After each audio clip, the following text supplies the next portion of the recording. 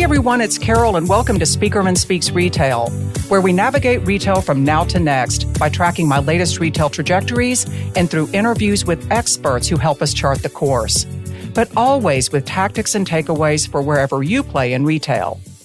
I have a question for you. What do direct-to-consumer, private brands, and online marketplaces all have in common?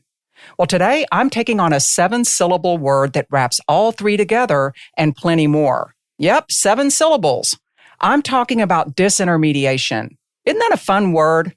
Okay, maybe it's just me. I've always liked it, but luckily there are much easier and more familiar ways to talk about this concept.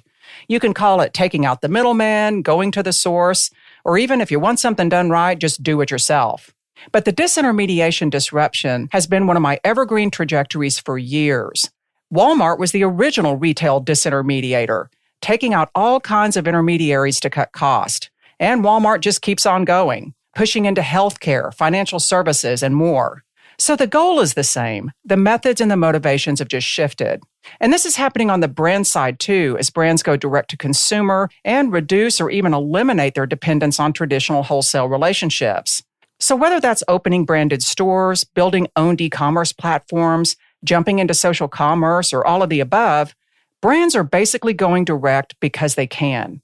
But I want to turn back to retailers because that's where another significant wave of disintermediation is manifesting right now. Retailers have gone from being ad buyers to ad sellers as they leverage their direct access to consumers and data collected from dedicated apps, loyalty programs, e-commerce, and POS systems. I forecasted this retailer as agency movement years ago, and now it's taking off like a rocket. Retailers are launching in-house ad agencies and media networks at a record pace. It's really crazy how fast this is accelerated. Announcements are coming right and left to the point where not having an in-house agency is becoming the exception rather than the rule. Just in the last couple of months, Best Buy launched a new arm of its in-house agency. Instacart expanded its ad network further, and Albertsons and Tesco launched their own media networks. Relative newcomers like Instacart are really getting aggressive in this space.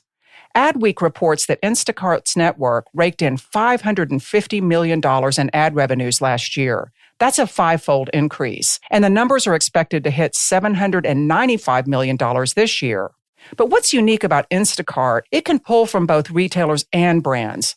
It works with about 4,000 CPG brands across the U.S. and Canada right now. It also counts 700 retail chains as customers. That's about 85% of the U.S. market.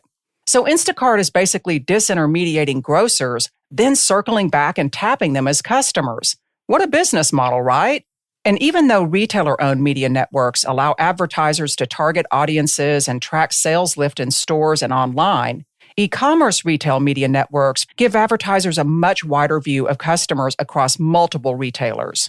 And it's really a triple whammy because now e-commerce networks are competing against their own customers' ad businesses. Customers like Albertsons that late last year launched Albertsons Media Collective. The media options outlined in Albertsons' press release include placements on what it referred to as Albertsons owned properties. Put a pin in that because we're going to blow it out in a minute. But these owned properties were defined primarily through Albertsons' online environment, including its homepage, category and subcategory listings, email, and search. And it went on to throw in the Albertsons app, pharmacy, and off-site targeted ad placements for good measure. But the key word here is owned. If you track the trajectory of retailers' brands, you get to the same place, really. First, they were private labels, then private brands. Now retailers have taken to calling them owned brands. Owned brands, owned properties, all of this goes back to my foundational trajectory that I've been talking about for years. Platform power and platform monetization.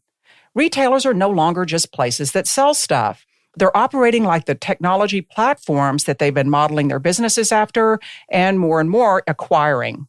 And these platforms now contain products, services, solutions, first-party data, and now what Albertsons is calling owned properties.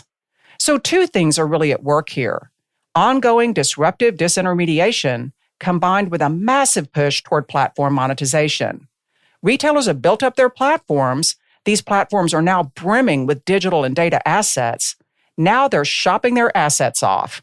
And as retailers shop their shops around, they're touting their digital reach to make the case for why brands should patronize their in-house agencies before looking around. As Albertsons attempts to fill the pipeline for its launch at the end of this month, it's wooing marketers by calling out its access to over 100 million shoppers in over 2,200 stores and 27 million members for its loyalty program. But retailers didn't suddenly become a bunch of Don Drapers. They didn't just sprout ad expertise. As we've talked about in many previous episodes, buy, build, or bridge is the looming question for retailers. Deciding when it makes more sense to make acquisitions, to build solutions internally, or rely on outside partnerships. Well, many of these agency and media launches fall in that latter category. They may be portrayed as something that retailers are building internally, if only because these agencies tend to be branded as being part of each retail banner's platform. But retailers are leaning very heavily into partnerships to make them happen. For example, French retail powerhouse Carrefour's agency was launched in mid-2021, and they harnessed a trio of third parties to get things going and to build some big digital bridges. Carrefour hooked up with Google, online display ad agency Criteo, and digital data powerhouse LiveRamp.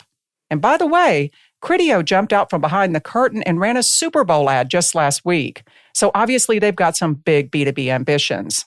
Like most things Target, its in-house agency, Roundel, is wrapped inside Target's big brand. But it too is utilizing Criteo and others to bring it to life. Roundel is promoting what it calls brand positive values, and also its commitment to managing its brand partners' ad placements as tightly as Target manages its own.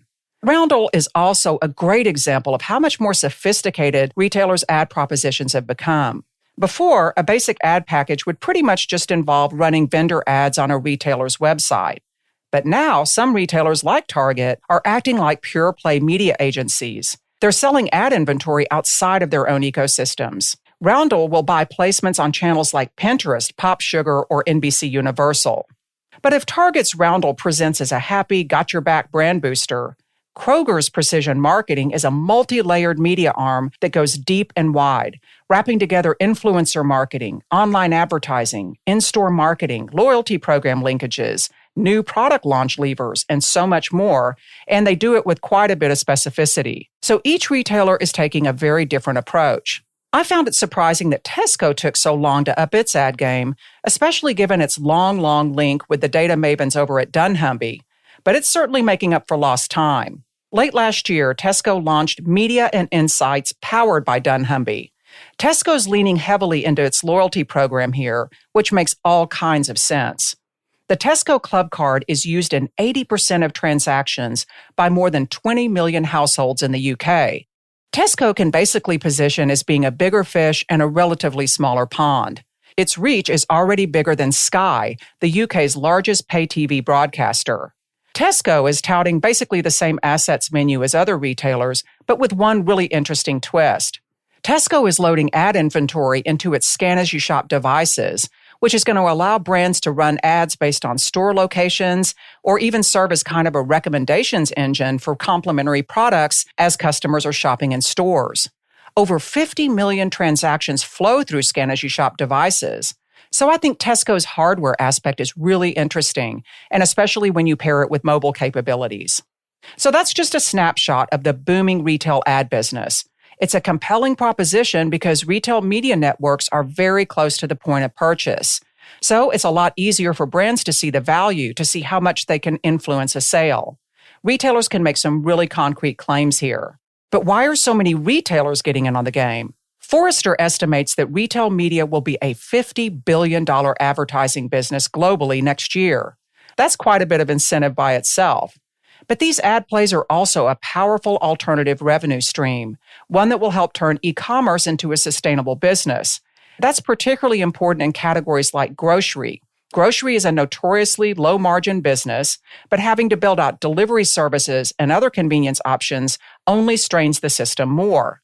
Ad slinging, though, can grab margins between 50 and 70%, so that's a powerful hedge. Retailers' ad businesses also help draw more website hits, and they help retailers become players on the search front.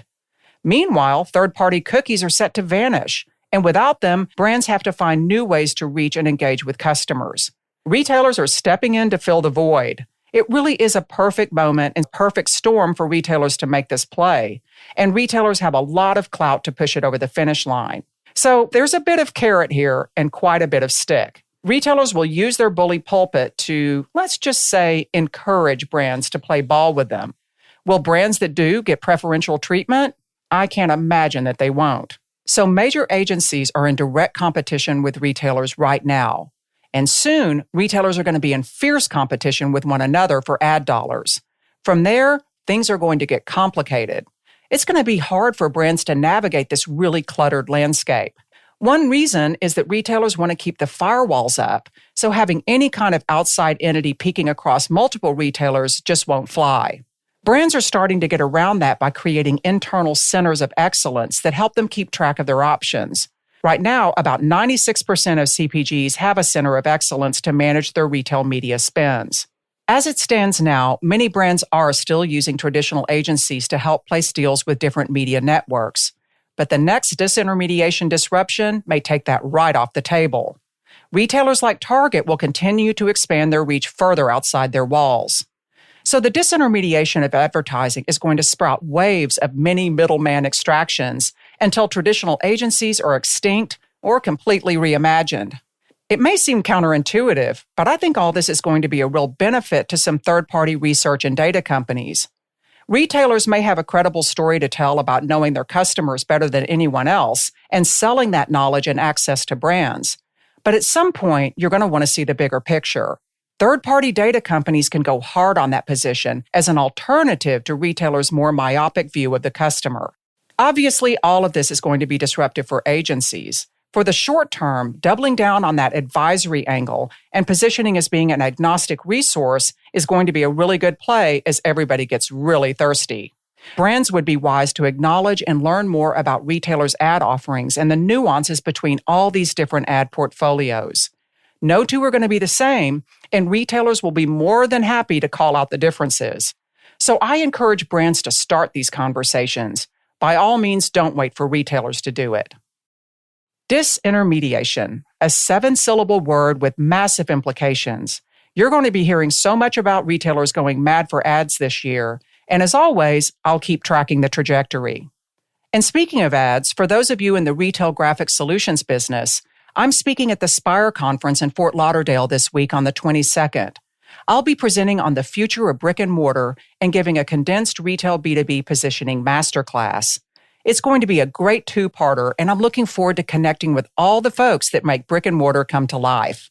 I'm also hosting an upcoming Retail Wire panel on the impact of inflation on retail on March 16th, and joining an expert panel on the future of direct-to-consumer with Industry Dive.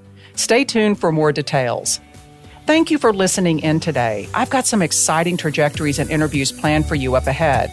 In the meantime, I'd love to hear from you if you have any questions, ideas, or stories to share. You can ping me at carol@spieckermanretail.com or hit my site at spieckermanretail.com to check out more insights, subscribe to my updates, and get the latest on more events and other happenings. And if you like what you're hearing, please do like, share, and subscribe on your favorite podcast platform. See you next time.